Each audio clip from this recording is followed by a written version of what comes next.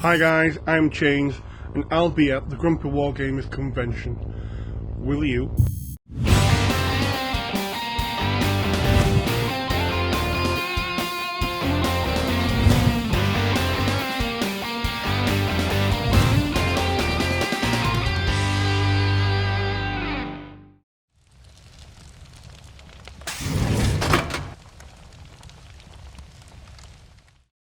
Hello and welcome to another Battlebox and Beyond.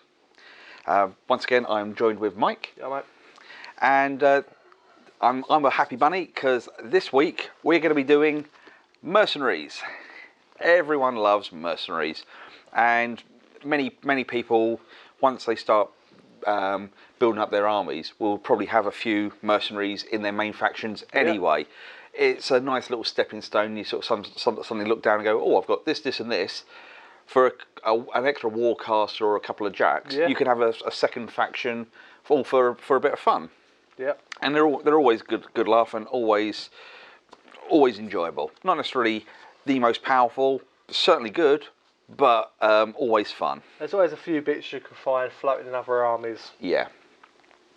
Right.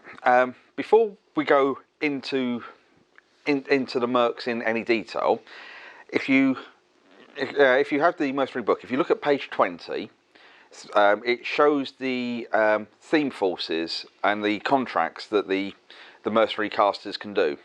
Theme forces, we all know, everyone has, but the contracts are different. Whereas any other army, you can say, if I'm not going to go theme force, I can have any choice in the whole book. Everyone's happy. The contracts in the mercs, they split them into 4 separate sections based on the fluff and the story, and they have certain restrictions. So they're almost like a theme force in themselves. Just rather than a caster, it's an area of the world. Yeah. And they give you certain restrictions, but also certain bonuses. Just quickly go over them. First off, you've got the 4-star syndicate. Predominantly. Units that can work for the 4-star unit are mercenary units that can work for either Cador or Critics. Plus, you've got the Devil Dogs, made famous by the recent novelette that's come out, which is quite a good read. Yeah. And Rupert Carvolo, the Piper of Ord. So you don't get any bonuses, but you do get a lot of options. Yeah, it's a nice broad selection. Yeah. You can make a pretty good faction out of that. Yeah. Then the next one you've got is the Highborn of Covenant, which are like the Leylee's freedom fighters. It's more Signarian themed. Yeah, because in the fluff, the military of Signar and the military of Lael were very similar. So, like the gun mages, for example, in Signar, they had a similar military force in Lael, which was called the Amethyst Rose. So, rules-wise, you're allowed to use. And that's how they transferred. Yeah. The army composition is you're allowed mercenary units that will work for Signar, and you can also include Gun Mage Tempest unit, which is the Amethyst Rose that I spoke about, or long gunners. They're considered to be mercenary units within within this list. So any abilities or spells or feats is nice. Take them as well. The benefit of that is solos gain advanced deployment. And that one has a lot of solos in it, I believe. You could run it with a lot of solos. Mercenaries have a lot of solos anyway, so it's nice. It's kind of fun. Yep. Now we get to those two are fairly broad. Yeah, you've got a lot of options there. Now you're getting more specialist defined. You've got the Searforge Commission, also known as the Dwarves. Rhulic. Or Rhulic, yeah. Army composition, you can only use Rhulic warcasters and/or units, and/or Rhulic units and Ogryn units and solos. You can increase the field allowance of non-character units and models by 1, so you can have more of the Rhulic units, which is makes sense because you've got to have an army out of them. The special rule is your deployment zone is extended 4 inches forward to make up for their little legs. Very short, isn't they? Good dwarves. Yeah, so it's nice. If you're going to use an army full of dwarves, you don't want to be able to lose constantly on scenarios because you can't get there in time. So it helps compensate for that. So you'd never be getting halfway across the table. Bless. The last one is the Talon Charter, which is one of your favourites. It's the pirates. Everyone loves pirates. It was the first ever PP Forces book that they did in Mark 1. They did a standalone book just on the pirates. All right. Good book to read, good fun, and I think looking back now, it might have been an experiment for what was coming out in Mark 2 with these books. Army composition is basically you can only have the army composition can include Captain Phineas Shea. He's a warcaster. Basically, you can only use him either in this charter or his tier list. Any privateer, mercenary models and units, and mercenary warjacks. This army cannot include the Commodore cannon unless Phineas Shea is also included. The Commodore cannon is a specialist, really large artillery piece that, again, in the fluff is on his ship, so that's why only he can use it. Fair enough. Special rules you get for this is you get +1 for your starting roll, and you can redeploy solos before the start of the game. So it gives you a little bit of flexibility, but again, you're only using pirates there, so it's the swings and roundabouts. The tighter your list constraints are, the nicer bonuses they give you. Yeah. But definitely make sure if you're going to go and play Mercs, you read this and understand what you can and can't take. If you're going for the different contracts, it makes a huge difference. And you don't want to accidentally put a wrong model in. It's so easy. Yeah, because they're very unique and specific what you can use. Well, yeah, and also be careful with religion, because you can have Tharamite models and units, and you can also have Morrowind models and units, and you can't mix them. So it's got a few little nuances. You have to be careful. Yeah. But it's all part of the flavour and the character. So it's more for, would you say, the experienced players, but still... It's not one I would say for a new player to start off with. You can still do well with it, don't get me wrong, but you've got to have a little bit of an understanding to make sure you read all between the lines, all the little points. It's so easy just to scan read and see, oh, I've got this rule, this rule, this rule, and just don't appreciate going, when it says, oh, this model is a Tharamite, you've then got to understand that on this card it says it can't work in the same army that has Tharamite units, so you've got to choose everything carefully, checking each rule against each other. On the plus side, it doesn't say it here, but in quite a few of the main faction armies, you've got allied units in them. Yep. You've got the Idrian warriors in Menoth, they're an allied unit. The Kiazi Assassins. Kiazi Assassins are an allied unit. Is it the Precursor Knights? I think it is the Precursor Knights are allied units, and so because they're allied, they can go in the Mercs list in the relevant charters. So again, if you've already got a Khador army and you've already got some solos, but you've also got the Kiazi Assassins, you could start a 4-star syndicate and have those bits already there. So you've already got something to start with. If you've got Highborn, you may already have the gun mages and long gunners. You might have Precursor Knights. So you're most of the way there for a Highborn. Yeah, you've just got to buy your caster and a couple of jacks to go with it. Yeah, so there's plenty there. So as I said, it's a good way to expand your collection and just play different things and that's the beauty of it. Very briefly, the battle box. Yep, because there's not actually a battle box for it. It's unofficial guidelines. Well, it used to be out. In fact, there used to be 2 battle boxes for mercenaries. There used to be a Rhulic one and a mercenary one. They're sadly no longer around, but the standard one that used to be about was Prime Magnus, Magnus 1, I think it's Magnus the Traitor, if memory serves me correct. All his different titles. A Renegade, which is a light jack that only he can use. Yep. A Talon, which is a light jack, and a Mangler, and as a starting battle box, it's a fantastic starter set. It really gives you a lot of options. Get to play with the different jacks, and Magnus, I really like Magnus 1. I think he's a great starting warlock. That would go into the 4-star syndicate, wouldn't it? It would go 4-star, that's correct.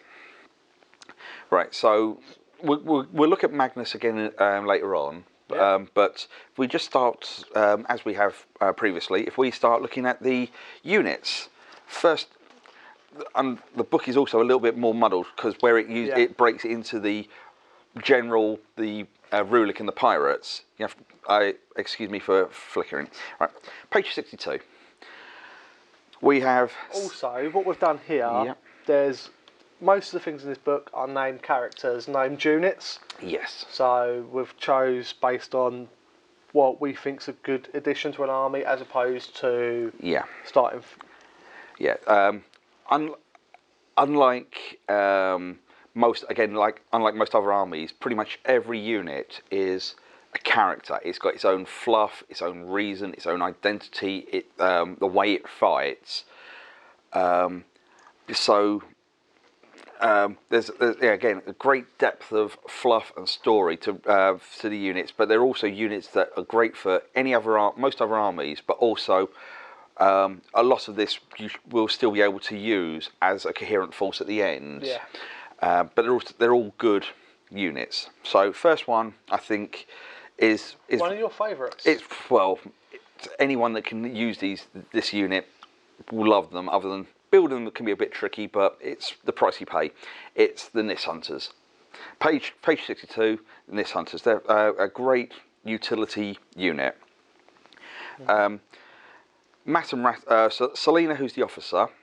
Yeah, again, the squad leader is also named, and she's got 5 wounds. She's Matt and Rat 7 with a def of 15, a command of 9. The general guys are Matt and Rat of 6, def of 15. Yeah. So they're all armor 11, so very low armor, but good high defense. High defense, are going to be hard to hit. Speed 7 with Pathfinder, so can dart around, really get around. They've got Hunter as well, so ignore forest concealment and cover with determined line of sight and making ranged attacks. Yeah, so people hiding behind a wall, we don't care. If you're the other side of wood, we don't care. Yeah. They can do all sorts of. They've got range 12 bows and power and strength 9 weapon master claymores. They can't go in a unit that's got anything blighted because they don't like what's happened to the rest of their shards because of Legion. Again, in the story wise, while Selena the officer is alive, she gives them combined range attacks. So if you want to make sure that your Rat 6 you're hitting, you can have 2 or 3 guys combine to improve your odds. Make sure when you hit hard.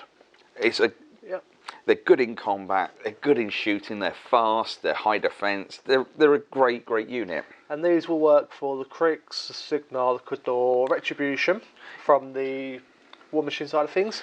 Yep. And they work for Circle and Trailbloods for the Horde side of things. So most people can use them and they're good fun. 7 points for 6 guys, 10 points for 10 guys. So they're not, they're a good solid unit. Start. Nice speed, again, Pathfinder's nice. There's nothing more to say. It's in the pirate section, I know that much. Yeah. Next, we've chose a solo. Unit from the more of the pirate side of things. Yeah. Do you want to go through this one? It's on page 114. Yep, it's Lady Aiyana. Is that how you pronounce it? Aiyana or Aiyana, and Master Holt. Herself, very low mat and rat, defense 15, armor 11, but she's a spellcaster. And a very good one. Master Holt, on the other hand, her companion, he's more of a ranged expert with a rat of 8. He's got 2 hand cannons, both double up to be gun blades. Yeah. So he Master Holt, has got gunfighter, so he can shoot ways in combat. Quick draw, which means when he kills something in melee, so then allowed to shoot something. And virtuoso, which means you can make melee and ranged attacks in the same action. So you can kill something with your gunblade, and then you can use your hand cannons. No problem at all. Yeah, he's got gunfighter, so he can use his guns in combat, but if you're in melee, it's worth trying to go for your gunblade attacks. The amount of people I've killed just on for the fun of it. Yeah, not for the fun of it, but just for giggles, since you've got it. It's killed something, and he's freed up his pistols. I mean, he's Rat of 8 with 2 hand cannons, which are range 12, power 12. He's, if nothing else, he's a great sniper. Yeah. And you've got Lady Aiyana. Yep. She's got magic ability of 8, which is above average.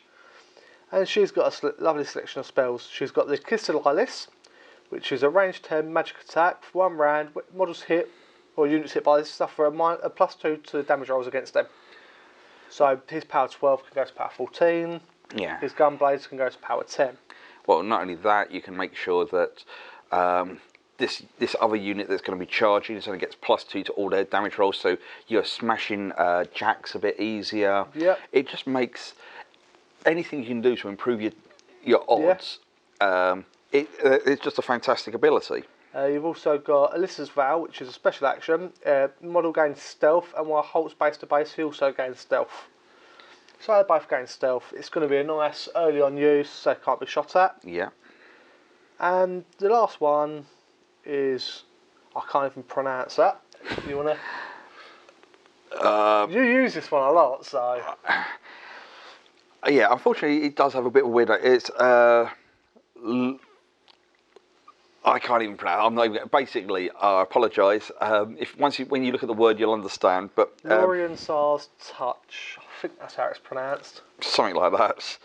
It's a special action. It's a ranged command. Target friendly unit or model. If the model's in range, its weapons gain magical attacks. Really handy. I mean, if something is immune. I mean, you got Lilith 3 with Windwall. Yes. She can't be targeted by non-magical range attacks. No, she can't. So because of this, you can suddenly go, this Jack that's going to be shooting you now has magical attacks to bypass it. She's just it's 4 points for the 2 of them. They both got 5 wounds each. Relatively high defense again, defense 15, but they don't go on the front line. They're behind, just helping where they can. Yeah, Holt, you got Holt sniping a few things off. His quick draw, so if someone tries to target them, he can try and scare them off by making a shot. If he hits, it doesn't do any damage, but the attack is then cancelled. They can just support the rest of the army, going +2 damage. Make sure it does more. These guys over here do more damage on that target, or we give them magical attacks, or as you said, early turn they can have stealth just to get where they need to be in relative safety. They're just a nice utility piece, and they're really nice models as well. Yeah, they are. They also work for Signarchador, Protectorate and Retribution. Yep. So again, they can go in the majority of the themed forces. And also this unit is a mercenary privateer character unit, so they can also go in the pirates. So the only one they can't go in is the Rhulic. Yeah. And they won't go for Crix as far as the War Machine, and they won't go for any of the Hordes factions. No, but next up, being the final unit we've chose. Yeah. Is the Gregor, Boomhowler and Company. Yeah, this is pretty much one of the ultimate resilient units. Yeah. You got Boomhowler himself. He's got a nice mat of 7, armor 16 and a command of 9, and he's got 8 wounds. The rest of the guys are mat 6 with an armor 16. They all have a power 12, range 8, power 12 blunderbuss. And they also carry a power and strength 12 great axe. So not bad on most fronts there for dish out the damage. Seems like a jack of all trades. Yeah. Boomhowler himself, he has combined melee attack, and because they're trolls, they're tough. 5 and 6 is they're going to get back up no matter what hurt them. Yeah. So, but what it really stands it out is Boomhowler. He's got 3 songs that he can sing to his boys. The Fellhouse. To inspire them to greater deeds of valour. Mm-hmm. You've got and he can do this at any time, even if they're going to be running. As long as he does it before he runs, because once you've run, you end your activation. So if he goes, right, this unit is going to run, but before he activates, he goes, I'm now going to sing this song, and then he moves. it's still valid. Yep. The majority of the time, it seems to be Call of Defiance. Yeah, Call of Defiance is big one really. The models in the unit can make a tough, but rather than a 5+ that they regain a wound, it's a 4+. So 50-50 chance. Yeah, and when you have turns where it works, it's fantastic. If you have turns where it doesn't, you've just got to grit your teeth. Armour 16 is still not bad. No. And it's put time and resources in dealing with them, but when you get those 4-ups, it's just like, yeah, your opponent's wasting energy on nothing. Well, if you've just done a lot of these, and so the majority of stuff's knocked down, what you'd want to do in your next turn would be the next call, I'll imagine. Yeah, the call to action. Knockdown models in this unit immediately stand up. So, if you've made a previous turn, you made a lot of 4-ups. Excuse me. You activate Boomhowler. He forfeits his movement, for example, to stand up. If he's knocked down. Yeah, or forfeit his He'll forfeit his action. He'll forfeit his action, and he can move, but he can then declare the unit can. He does his call to action, and he declares a charge. The rest of the boys stand up, and they can still get stuck in. Yeah. So, a great option there. And you've got the final one, which can be funny if timed right, is Rage Howler. Enemy models units currently in this model's control range, so command range, sorry, which is 9 inches, must pass a command check or flee. Warjacks and Warbeasts currently in his command area suffer -2 to attack rolls for 1 round. If you can get in a situation where you can keep him relatively safe, or or if you're pushing them forward as the first wave, and you just need a turn where the rest of your guys are going to be relatively safe to hold a scenario, or you don't want to lose as many bits, suddenly having -2 can be huge. They've got to then, a range jack's almost got to aim to go back to where they started. Essentially, defense 14, which is, as we know, above average. It's just over that curve. Yeah. They're all medium base, so models can't trample over them. No, that's nice. So you can bottle in jacks and colossals and gargantuans, which is always nice, because sometimes if you do a load of small base stuff, they can just trample over. Yeah. That again. So you're looking at an armor 16 4+ tough unit that can just get in people's faces and just get in the way. And once they're there, they can still. They're a pain to get rid of. They can still do some work for you. And they will work for the Cricks, the Signite, and the Cador. Yep. So again, that's 4-star and the Highborn. Yep. And it can also work for the Trollblood, since they're a troll unit. Yeah.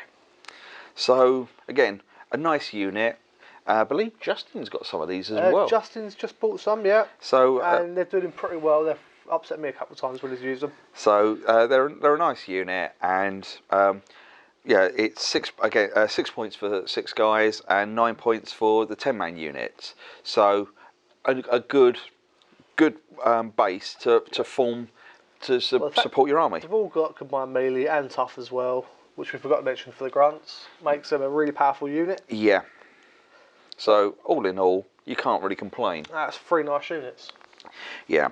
Now we'll get to the vast selection of solos that Mercs have. Yeah. Mercenaries are almost spoilt for the amount of solos they've got, because this is where, because they can work for so many other factions, other people want to be able to hire specialist guys for different. There's a few I really like. I've put a few into my Signar army. Yeah, for different missions and different activities, and so this is where the mercenary just shine. But the problem is just knowing when to stop, because before you know it, you could spend 15, 20 points, have half a dozen guys. Yeah. But you've got no army, so it's guessing that kid in a sweet shop sort of thing. You've got to know when to hold. But if you get the right one in the right list, it can just make so much of a difference. Yeah, and this is one of them ones, the Piper of Ord. Yeah, Rupert Carvalho,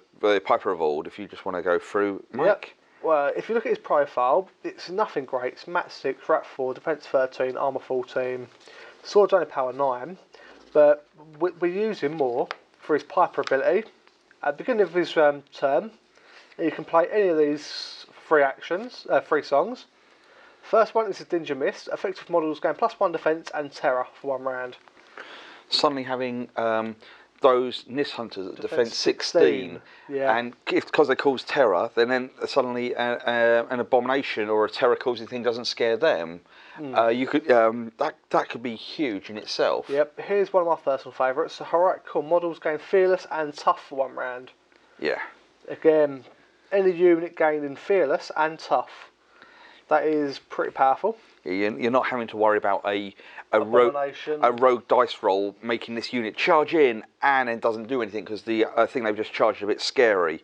Yep. Or if they get hit back, having that 5+ regain a wound save is just really both handy. know that game we had a couple of weeks ago where your Boomhowlers failed a abomination check from my Warcaster. And yes, it cost you the game. It did. I mean, one command check. I mean, that game I was well in my hands, but it was massacring me horribly. But one command check swung it, and if fair you're play, fearless. you won.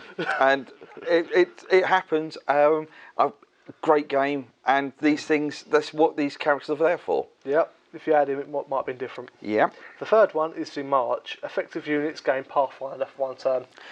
Very handy. Not everyone's got Pathfinder, or you got people that can put inhospitable ground or put a wall, create walls. So if you suddenly have Pathfinder to be able to get over that, over the obstacles, get through that ground. Yeah. Okay. Nyss Hunters have Pathfinder, but not Boomhowlers have them, for example, or cavalry or. Just a regular infantry unit. Look at this guy. He works for Signar and Protectorate, so you can give anything in your Signar army or Protectorate army as well. Yeah. So it's another way to look at these guys. He works obviously only for the Highborn. Mm-hmm. Well, the 4-star syndicate said actually specified him as well. Yeah, because it specifies him, you can use him. Yeah. So. Knowing which ones can go where. Yeah. So he is very handy each turn. And also got to remember, whenever he does these songs, he also gets the benefit. Yes, all models in his command range.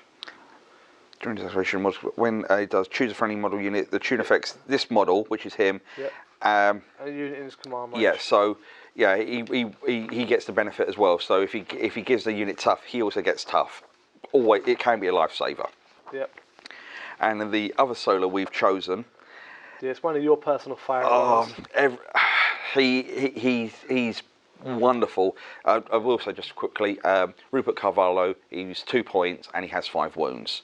Hopefully he shouldn't get involved in combat too much, but 2 points, he's a good buy. Yeah, well this one's another 2-pointer. And this guy, personally, if he was 3 points, I think he would still be worth it. Oh yeah, it's cheap at half points. Gorman the Wulfe, the rogue alchemist. He is amazing if used right. Yeah, if he's in combat, you've used him right.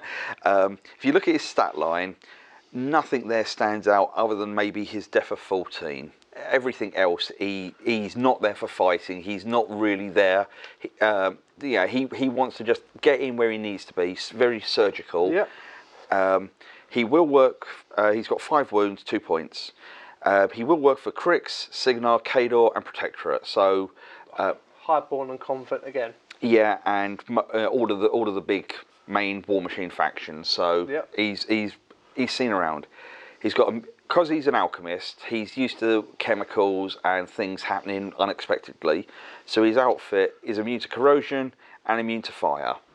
Yeah, he don't want to accidentally have a vial of something going off in his face. So he's a sensible lad. Yeah, he wears a gas mask too. Yeah. He also has stealth, so he can get round and just be where he needs to be if he needs. Because of his gas mask, he can ignore cloud effects, which can be useful. Yeah. The main thing is he's got he's got technically 4 different bombs that he can throw from his grenades. Yeah. He's got. All a range of 6 inches. Yeah, though the really silly thing is if you have any ability to increase the range of a gun through a spell or a feat, it also makes his arm a bit stronger, so he can throw him a bit further. But But yeah, all range 6. So we'll go through these. First off, you've got the acid bomb. Models in the AoE, which is a 3-inch AoE, are hit and suffer a power 12.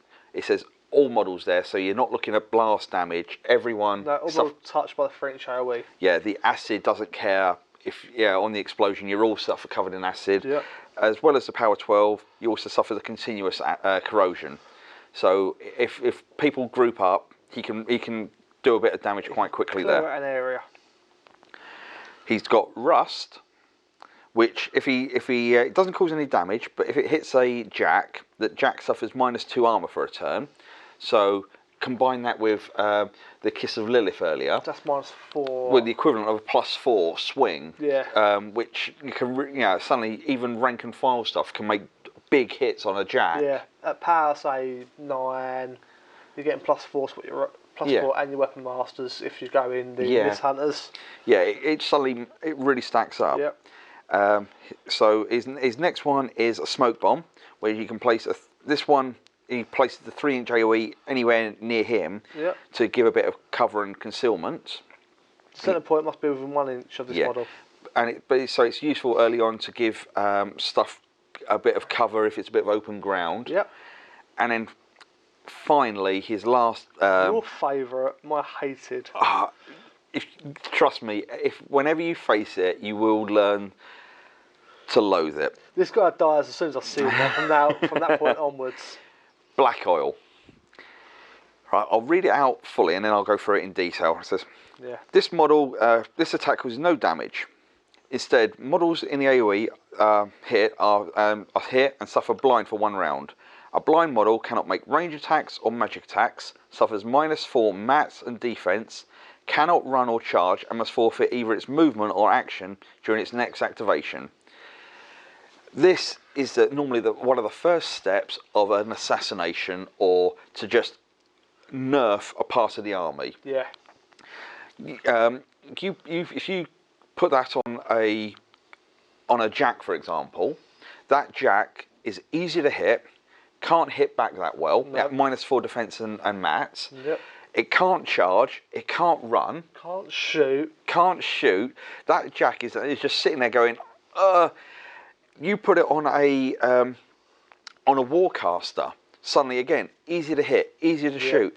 Even if you're not going for the assassination, they can't cast spells. They're a lot more station. You can predict a lot easier where they're going to be because they can't they can't run.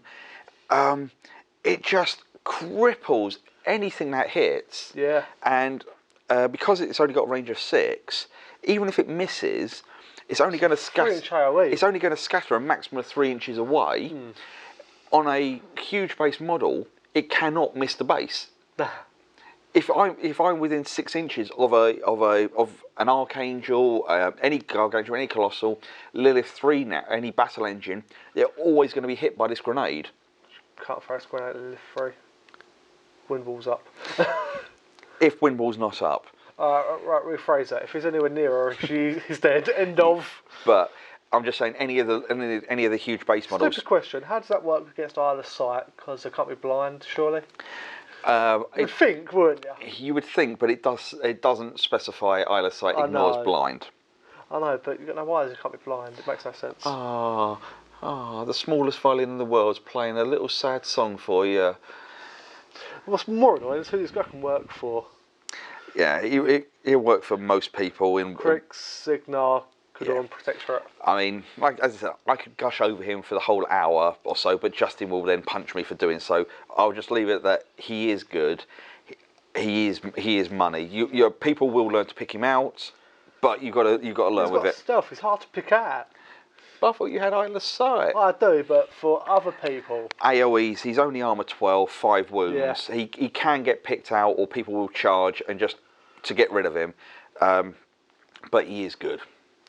Anyway, before this gets into too much of a love fest. Yep. Before you start drawing too much. Right, we'll just go to the Jacks. Yep. The Mercenary Jacks are a weird bunch of ex-military hand-me-downs or converted labour Jacks. Yep. So they're all a little bit cobbled together sometimes, or a little bit more like ex-Signar, ex-Cadorian sort of yeah. style. So sometimes they're a little bit behind the technology curve.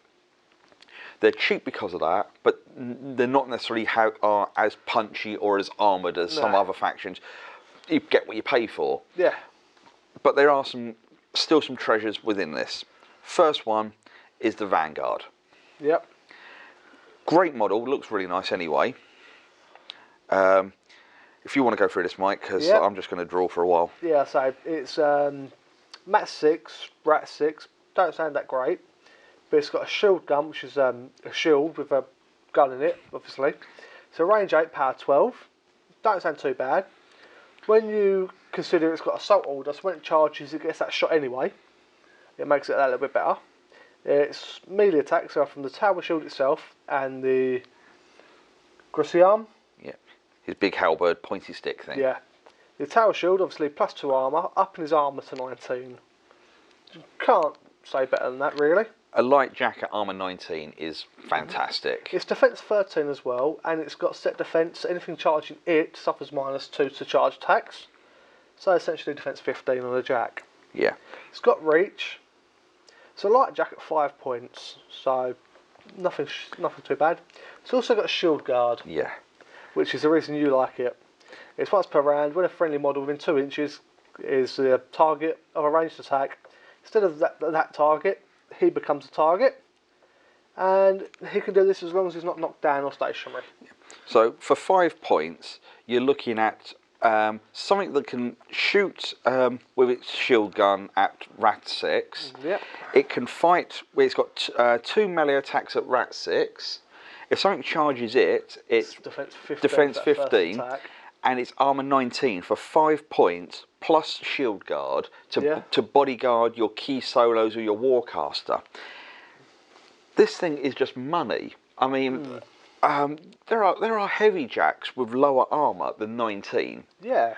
It's like the one we're about to talk about next. Yeah, but at the same point, so it is very good. So I can feel the slight segue going on, so we will move across. Yep. The next one is the Nomad Mercenary Heavy Warjack. Yeah. I said it's lower armour. It's got a buckler, so it's again armour 19. So an open fist. Its blade has reach. So Mat 6, Rat 5, defence 10 jack. Its open fist is power and strength 14. Its battle blade is power 17. There's no special rules about this guy. It's 6 points for a heavy jack. Yeah, it's your most bog standard combat jack. 6 points for and it's got reach. You can't fault it. You can't fault it. I mean, for 1 point more than the light jack. Yeah. Okay, I ain't giving you as much, but it's a lot stronger. Yeah, it's a lot stronger. A few more boxes. More hit points. I mean, one thing I will say is, with the notable exception of a recent addition to the Mercenary Force, one of the big weaknesses Mercenaries always had was out and out punch. Power and strength 17 was normally about as high as it could ever go. You had to work on the debuffs with like a rust bomb or a Liliana and a Holt for the kiss. Yeah, and that was the only way you could get higher than that. Fortunately, thanks to Colossal, we got Galleon, which has helped a lot of things. And a lot. It's made the mercenary player's life a lot easier. Yeah. Being able to have a bit more punch and a bit more control over the aggression and control over the table. But going back to the Nomad, yeah, there isn't any special rules about it, but 6 points, you could field a couple of these quite cheaply. The same as what most people are paying for a decent heavy. And yeah, it's a good lump of metal on the table. Yeah.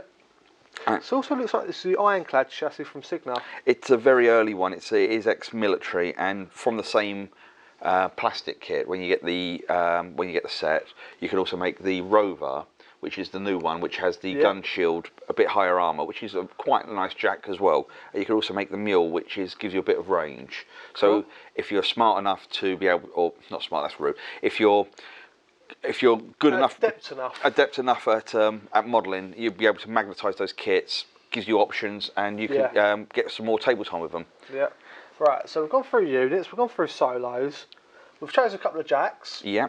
We just need a couple of casters to run these things. Yeah, and based on all of this, as you've been able to hear from when we've spoken about the units, especially in the solos, where they all can work for both Signar and Khador, you can put them in both the 4-star or the highborn list. So we've tried to be as broad as we could here to allow people as much practice and experience as you're just finding your feet with the mercenaries. So the first caster we've gone is Ashlynn Delise. Yeah, she will only go for highborn because she's trying to still fight for the freedom of Lael. So you have to remember that. But she is a good, fun, aggressive warcaster. Yep, and her profile is Speed 6, Strength 5, Mat 8, Rat 7, Defense 17, Armor 15. She has a hand cannon, range 12, rate of fire 1, power 12. And she's a sword called the Nemesis. It's power 6, appearance 11. Mm-hmm. She's focus 6, damage is only 14, rather low, but... and 6 warjack points. Yeah. I mean, if you look at a stat line, I mean, a Mat of 8, the Rat of 7, Defense of 17, and Armor 15. More than makes up for her lack of damage. That is a fantastic set of stats there. She can fight, she can shoot, she's quite good armor, she's still quite dodgy. Yep. And 14 hit points does hurt her, so any bit of damage adds up very quickly. But you've got to get the balance. But she's got a lot of special rules. She's a gunfighter. So she can use her pistol. Hand cannon combat. Yep. She's got parry, so she can't be targeted by 3 strikes. Quick draw. So when any model within 12 inches of model that's in line of sight targets her with a ranged attack, she can make one ranged attack at it first. I forgot about she had that. Yep. If this model is in range, attack hits, the enemy model suffers no damage but is automatically missed. Yeah. Good thing I was shooting you with 4 different attacks, wasn't it? Well, yeah, but it was the first one that killed her. Yeah, I could have spent that too. Oh, we live and learn. She's got riposte, which is when she's when you fail to hit her with a melee attack, she's allowed to make 1 melee attack against you. One of my favourite little rules on a certain caster we will love. Moving on. And she's got Virtuoso, which means she can use a hand cannon and her Nemesis sword in the same combat actions. Well, she can make a melee and ranged attack. So if she kills someone near her and she's freed up, she can then shoot her pistol. She's got gunfighter, so she can shoot you in the face. Yeah, so, and then she's got Nemesis itself. Which is a magic weapon with Weapon Master. So power and strength 11. With 3 dice damage. With Weapon Master and Mat of 8 is, again, fantastic. Yeah, she's amazing. Her feat. Yeah. This is a lovely one. I do love this feat. It's one in the control area. All models gain additional 2 dice for attack rolls, and Ashlynn's person fielding Ashlynn gets to choose which 2 dice are discarded. Yeah. It basically means if I want to increase the odds of getting criticals with some of my weapons, improves my odds, improves the odds of the chance of you getting a critical is null and void. The chance of you hitting drops through the floor. Well, when you're rolling 5 dice for her damage, ignoring the 2 lowest. No, it's not for damage, it's only for hitting. Oh, it's only for hitting. But still. Yeah, so but on that turn, all of my stuff is going to be hitting. Unless you're really unlucky. Unless you're really unlucky. If I'm aiming for critical hits, it increases the odds there. And then on the reprisal, your stuff going in, unlikely to do much back. Yeah. It could really buy you that turn. It's a fantastic feat. Yeah. And then she's got a good spell list of 6 spells. Yeah. If you want to go through the first one. Yeah, okay. She's got add the mission, or how you pronounce it. Cost 2, range of 6, and it's upkeepable. When an enemy model advances and ends its movement while within 6 inches of her, or the model with this spell on it, that model can immediately move up to 3 inches, and then the spell expires. The model, when it's moving, cannot be targeted by 3 strikes. So you can put it on your jack at the front, for example. Nomad, for example, if it gets charged, it moves out of melee. Charge fails. Yeah, you can do some nice little. It's a good little defensive spell like that. Next one is Distraction. It's cost of 2, range of 8. It's not upkeepable, but it is offensive. This target enemy warrior model or unit cannot make ranged attacks and suffers -2 defense and -2 mat for 1 round. Yeah, suddenly makes them easier to hit, and they're not going to be hitting you as well back. It's again a good spell. It's whether she gets a chance to cast it that often. I every time I want to cast that, I always find that my focus goes elsewhere. But it's a good spell. It's a good spell if you can get the focus to cast it. Yeah. Next one is a Flashing Blade. It costs 1, ranges itself. It's not upkeepable and it's not offensive. I don't believe it's non-offensive. This one's pretty dirty. The spell itself is not offensive. It's just the output. Yeah. It's this model immediately makes 1 normal attack with one of its melee weapons against each enemy model in line of sight that's in the weapon's melee range. And these attacks are all simultaneous. Yeah, because you can do spells at any time in the turn. You pay 1 to cast this. So, say you've run a load of troops up to engage. She can cast this, make almost like a pseudo thresher against each model in her melee range. Yep. Kill them, and then she can still move or charge or run. Well, not run, but if clear that wave to charge the things behind. Charge things behind, but she's got parry anyway. So even if she leaves 1 or 2 of these guys standing, she's not going to be getting the 3 strikes against them. But the general tactic of throwing the first wave chaff up to tie her up doesn't work. No. It's a very nice spell. I know another caster with this, what I find it really amusing because he's got reach. Yeah, Vlad. I was thinking Kalas. Vlad 3's got it as well on his horse. It's fun. Yeah. Next spell being the Gallows. It's a cost of 3, range of 10, power 13. It's not upkeepable, but it is offensive. It's when enemy models hit by the attack, you can push it d6 towards the Gallows point of origin. Yeah. So if so more than likely towards her. Yeah. Well, so if you've got a unit ready to do a combined range or a combined charge on a target, but the target is too far away. You think your Jack's going to be an inch out for the charge? Yeah, or anything like that. You can just and it's power 13, so you don't dispute that. It's still going to do a bit of damage. Still pretty powerful. You can pull it forward to set it up, so it's always useful. And the next spell being Quicken. Quicken, yeah. Cost 3, range 6. It's upkeepable. It's non-offensive. And the target friendly model or unit gains +2 speed and +2 defense against ranged and magic attacks. Yeah, so it's a good early game spell because it doesn't help you at all in melee. But +2 speed means you're more likely to get the charge off. +2 speed gets you across the board that a little bit faster. +2 defense means you're that much harder to hit. Yeah, I mean, if you suddenly said, my Nyss Hunters can move 9 inches. 17. Defense 17. Or the one I quite like doing when I've done this is put it on the Boomhowlers. Yep. So they can run 16 inches at defense 14, armor 16 with that 4 up tough. Yeah. Can just take the table away from your opponent. Yeah. And yeah, it's a very, even late game, put it on herself. Well, that's what you done on me, wasn't it? I put it on the Boomhowlers, yeah. Yeah, and then they discussed the game, haha. These things happen, but even put it on her, so she's speed 8 with a defense of 19 to shooting, is magic. It's a there's pick a unit, put that spell on it. It makes it much harder to hit. And the final spell is Twister. Cost 2, range 10, AOE 3, power 10. Not upkeepable, it is offensive. The AOE is a cloud effect and remains in place, so you can, if nothing else, you could cast it, even in open ground. It might scatter a little bit, and then she can move to go behind it for cover. Yeah. So it's again lots of utility. She's got an amazing feat. That turn when she pops her feet can it's a game changing turn. Oh, I'm rat 4 and I need 8s or 9s to hit. Yeah, we'll do that. That's not a problem. Yeah, you can do all sorts of silly things like that.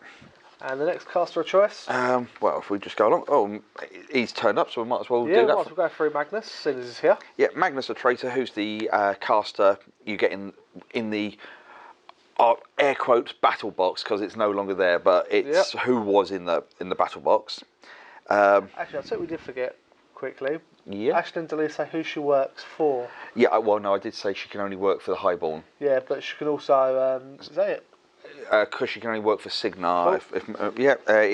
Signar Protectorate. So she can. So as far as the contracts, she'll only go Highborn. That's cool. So Magnus the Traitor. Yeah. Right. He's speed 5, strength 6, mat 7, rat 5, armor 14, defense 14, armor 17. Let's get that right. Right. He's got a scattergun, which is a spray 8, power 12.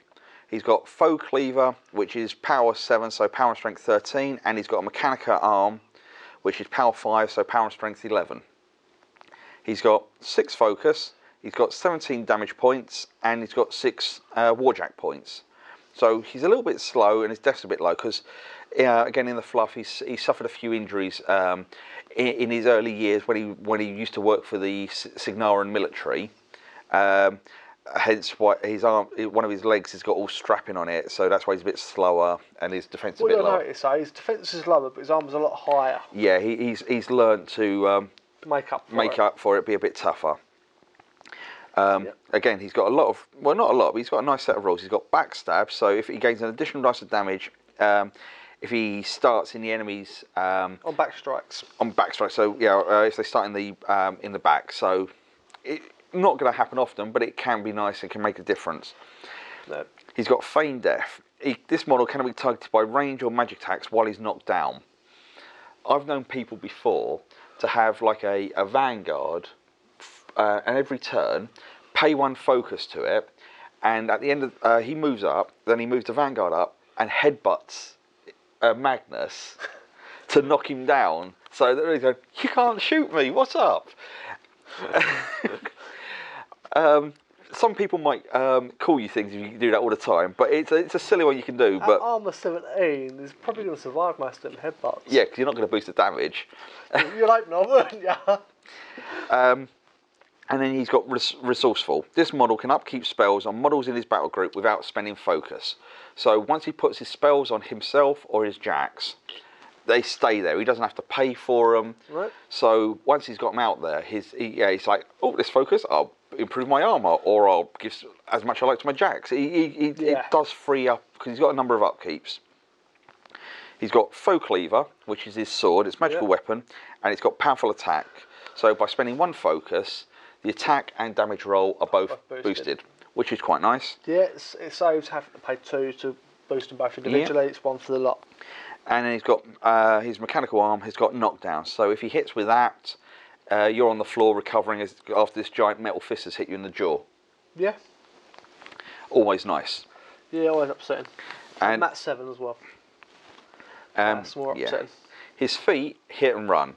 Models in his battle group can make a full advance or run at the end of the turn without spending any focus, and they ignore 3 strikes. So if you screwed up your assassination attempt, you can run out of there. Yeah, or at first turn, you can just say, well, I'll walk all my stuff without spending focus because I put all my spells up, and then I can run early turn, or I start over here, your deployment, you've matched me, and then I'm going to run over here and outflank you. Yeah. Or I'm going to, once I've engaged you, I'm going to run back behind the objectives. Or run behind you, so because I'm out of your front arc, you can't charge me. You can do all sorts of weird and wonderful things. Yep. It's not obviously powerful, but it is useful. When you take into account how many different things you can do with him, it will be... Yeah, it's more a subtle one. Yeah, and his spell list. First of all is Arcane Bolt. It's cost of 2. Arcantric Bolt. Arcantric Bolt. I'm thinking Signar for some reason. Arcane. Yeah, it's cost of 2, range 10, power 12, not upkeepable, but it's offensive.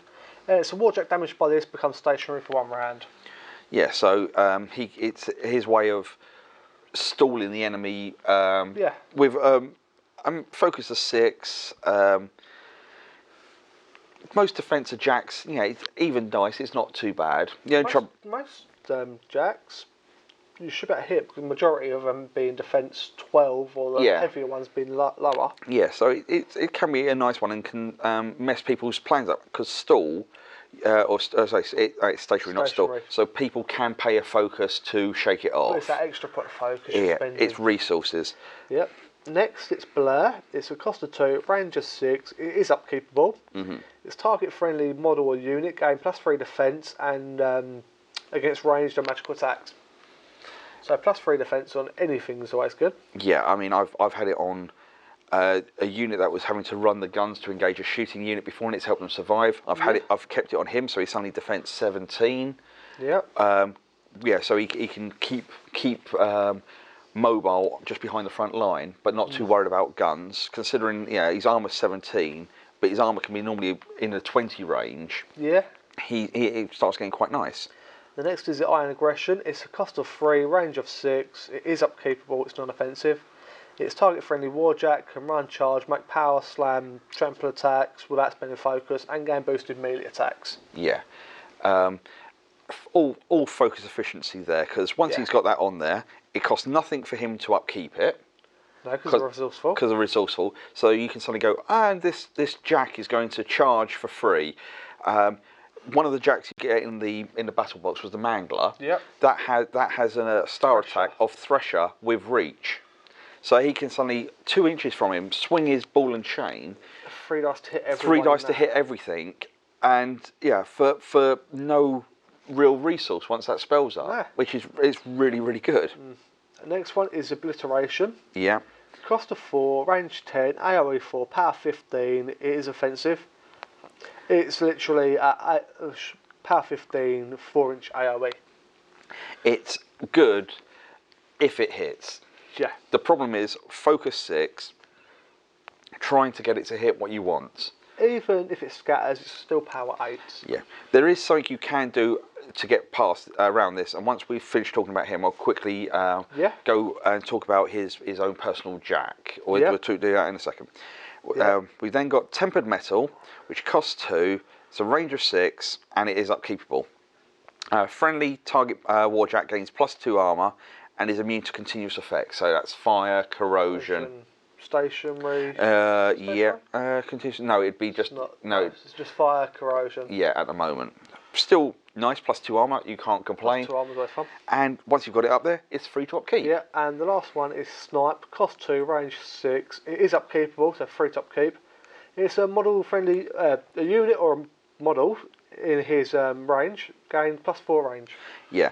If you put it on a infantry unit, say like the Nyss Hunters, he will have to play 1 to upkeep it.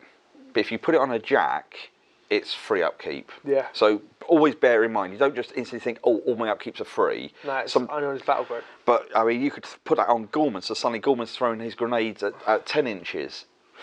Yeah, which I was talking about earlier. Yeah, so again, this is where some of the synergies, or like I said, the Nyss Hunters with their guns firing 16 inches can be quite funny. Yeah, and this guy works for Crix, Cador, and the Protects Ratamina. Yeah, he definitely won't work for Signar, because Signar are after him. I'll say, as soon as we're on him, and we're talking about his abilities and his spells, shall we say what he's talking about his jack? Yeah, as I said at the beginning, in the battle box, one of the jacks you got was the Renegade, which is a light jack that he built himself, and only he can use them.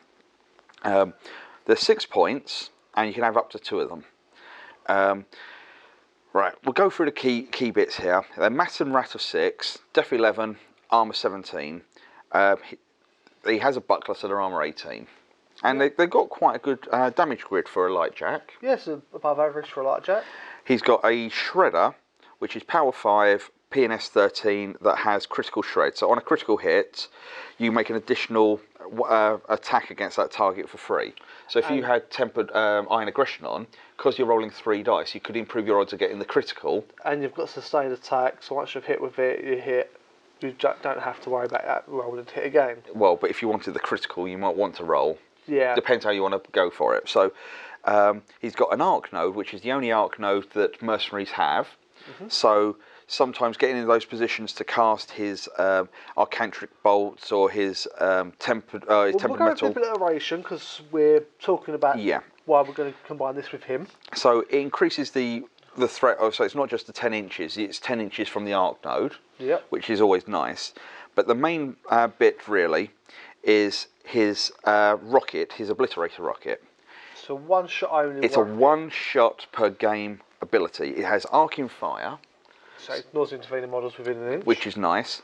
It's range 14, rate of fire 1, well, 1 per game really.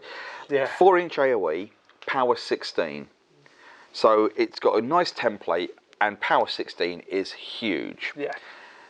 And it has an ability of knockdown. All models in that AoE are knocked over. So suddenly, a defense 15-16 warcaster. Yep. If you manage to, even if you miss, but the scatter is nice to you, inches touching it, or you fire at something right next to your next to the target, yep. they're still knocked over, which then allows when you activate Magnus to do his obliteration, and the caster's defense, rather than it being 15-16, is now 5. Yeah. So it's just so much easier to hit. Yeah.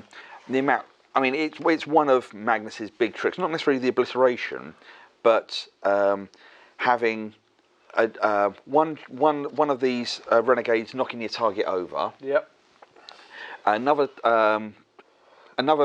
renegade firing its rocket, going, I'm definitely going to hit, and I'll boost the damage, power 16. 16, 3 less damage. And then you can put your Nyss Hunters into it. You can put he's got a scattergun which is power 12, and you just keep tally up and just assassinate from from left field. It's a very powerful. It can work, and when it's worked amazingly. Yeah. Yeah, sort of. But the bit I like most about Magnus, going back to, is that his main set of spells for his jacks, he's got spells for every phase of the game. So early on, you're looking at Blur. Well, I was thinking just for the jacks. So Blur, I'd probably say keep on him. But early on, you could put Snipe on a jack. Aggression. So early on, as he's walking, the first couple of turns, he can make sure his shots reach targets. When things get a little bit closer, you put the tempered metal on, and then once he gets to fight back, because with the iron tempered metal, he's more likely to survive. Yeah. And then when he's going to hit back, he can then put the tempered metal on, the iron aggression on, to make sure when he hits back every time. I have iron aggression on from early on because you're running for free. Yeah, I mean it's charging for free, but yeah. No, it says run charge. Is it run or charge? Oh, run! I didn't. I apologise. So he's got some really good options. Because you're not paying to upkeep him on your jacks. They're worth getting him in there. One bit I like doing with him is on his theme force. Yes. If you go all the way up to tier 4, all his spells start upkept on his battle group, so you can already have Blur on himself and Snipe on this and Iron Aggression on that, and you can. But he has a nice selection of spells. I do like him. I think for a new player getting into Mercs, he's a great starting point. Solid choice. And then finally, he's not in this book, but I will go through him because I know him quite well anyway. Yep. Is the new Warcaster that came out in Wrath, which is Captain Damiano, the Steelhead Warcaster. You love this one. Oh yes, and this is really going to test my memory here. He's 15-15 for his armour and defence. He's Mat of 7, Rat of 6, if memory serves me correct. He's got a sword which is power 12, and he's got a hand cannon where he can spend a focus, which is magical. He can spend a focus to make that a 3-inch AoE. He's got 6 focus, so and I think he's got 6 warjack points. He's not bad. It's not a bad. It's he has his main trick is he's got these coins that he can spend on steelhead units to give them additional abilities.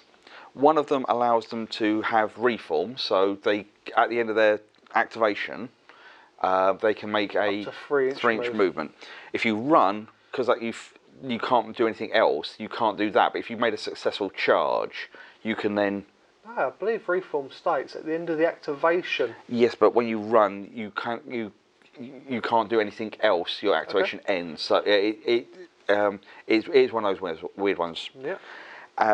And the other one is Money Shot, which allows a steelhead unit that's got a ranged weapon to get +2 to hit, +2 damage. He's got 5 coins, so if you time them right, it can suddenly make an average shot into something above average, really good. Then you got his spells.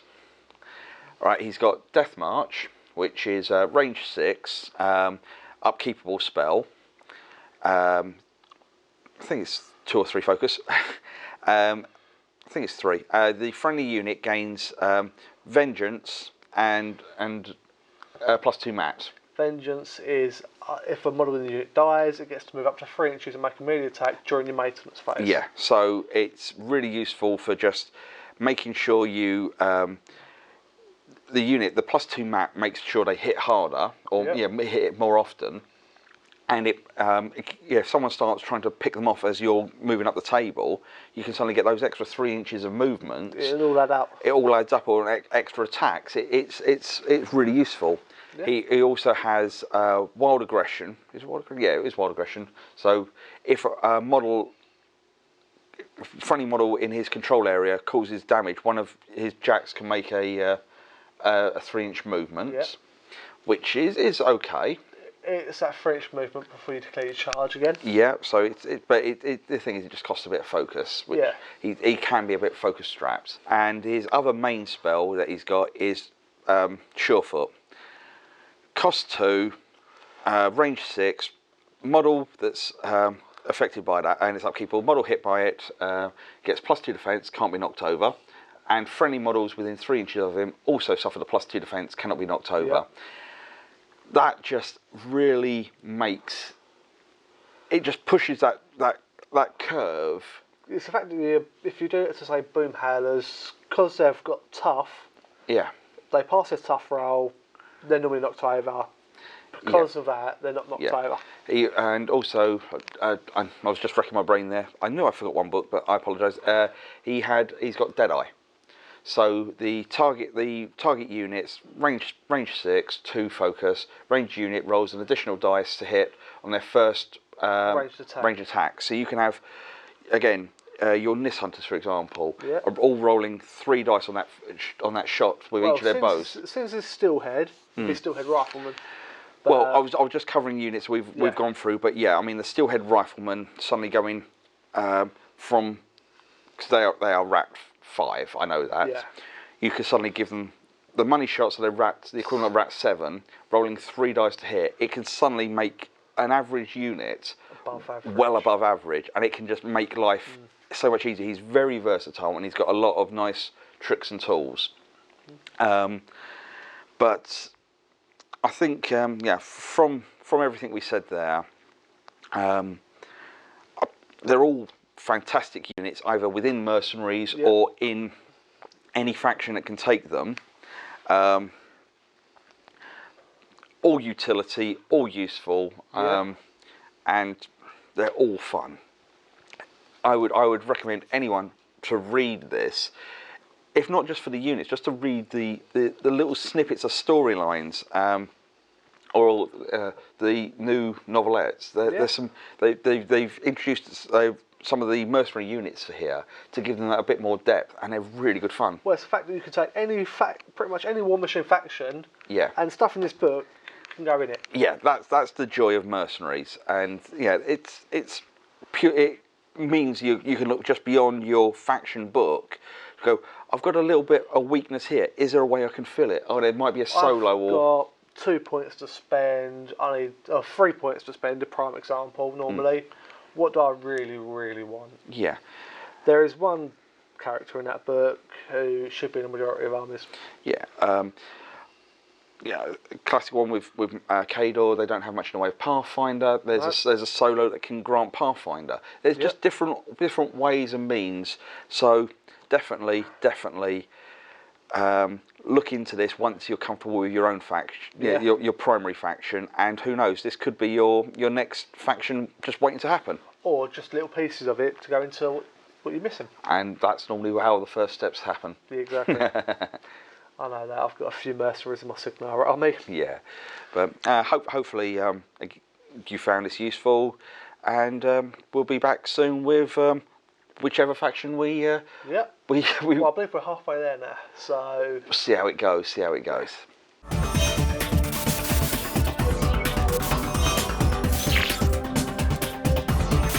Good.